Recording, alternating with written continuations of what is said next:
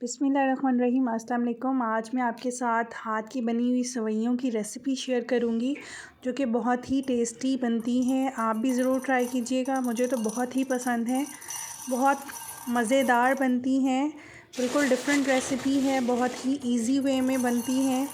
आप भी ज़रूर ट्राई कीजिएगा, आपके फैमिली मेम्बर्स और बच्चों को बहुत पसंद आएंगी ये।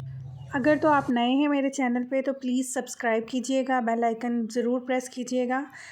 सेवइयाँ बनाने के लिए मैंने हाफ़ कप पैन में घी डाला है। घी में बहुत ही अच्छी बनती हैं, आप चाहें तो ऑयल भी यूज़ कर सकते हैं। इसमें मैंने हाफ़ टी स्पून इलायची पाउडर डाला है। अगर आपके पास इलायची पाउडर नहीं है तो आप साबित 2 छोटी इलायची ऐड कर दीजिएगा। इसको 1 से 2 मिनट कड़ाएँगे और 2 कप में इसमें सेवइयाँ ऐड कर दूँगी जो कि हाथ की बनी हुई हैं। इन सेवइयों को पोटे वाली सेवइयाँ भी कहा जाता है।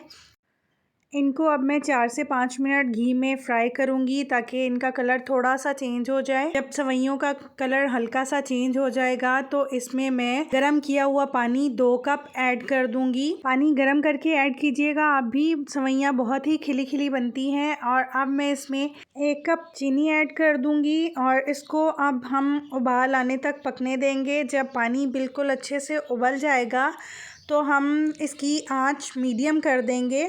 ये पंजाब की सौगात है गाँव की, आप भी ज़रूर ट्राई कीजिएगा। मीडियम आंच पर अब इतना पकाएंगे कि इसका पानी बिल्कुल थोड़ा सा रह जाएगा, जैसे चावलों का बहुत थोड़ा सा रह जाता है दम लगाने से पहले।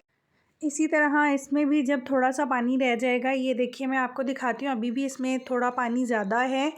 थोड़ा सा पानी और ड्राई हो जाएगा तो मैं इसको स्लो आंच करके तो दम लगा दूँगी। अब ये देखिए पानी थोड़ा सा रह गया है, मैं इसको दम लगा रही हूँ और तवा रख के मैं इसको बहुत ही स्लो दम वाली आंच पे मैं आपको दिखाती हूँ किस तरह से। ये देखिए मैंने स्लो आंच कर दी है। इस आंच पे मैं अब इसको दम लगा दूँगी तकरीबन 10 मिनट के लिए। 10 मिनट हो चुके हैं, अब मैं इसका दम खोलूँगी। ये देखिए माशाल्लाह से बिल्कुल रेडी है, कैसे दाना दाना खिला हुआ है इन सेवइयों का। आप भी ज़रूर ट्राई कीजिएगा। लास्ट में बादाम डाल के गार्निश कीजिए और मज़ेदार गरम गरम सेवइयाँ सर्व कीजिए। अगर आपको रेसिपी अच्छी लगी तो लाइक कीजिए, चैनल को सब्सक्राइब कीजिए और अपनी दुआ में मुझे याद रखिएगा।